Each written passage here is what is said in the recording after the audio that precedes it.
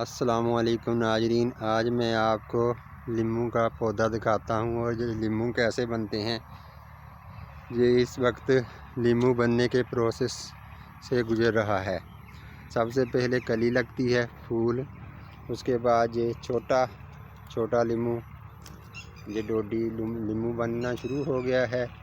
ये जी बड़ा लीमू है, ये बड़ा हो गया है। ये बढ़ता बढ़ता जब इसका साइज़ पूरा हो जाता है तो फिर ये पकता है।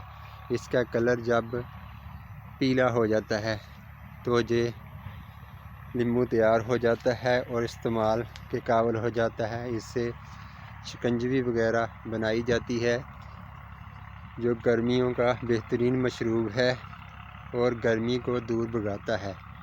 गर्मी से बचने के लिए बेहतरीन चीज़ है।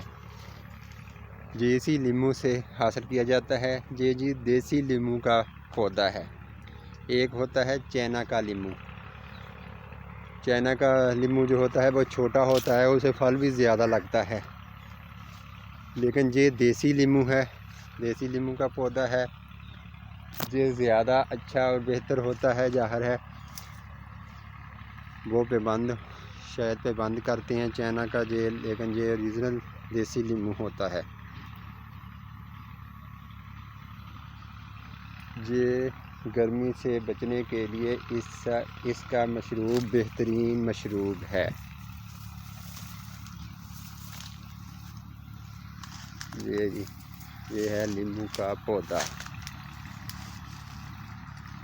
नींबू को फल जो होता है वो पूरा साल इसको लगता रहता है। नींबू को फल लगता रहता है। एक किस्म होती है जो इसके एक सीज़न में लगता है, एक नींबू होता है जो फल लगता रहता है। गर्मियों में भी लगता है, सर्दियों में भी लगता है। जो सर्दियों वाला फल है इसके बाद गर्मियों में लगेगा।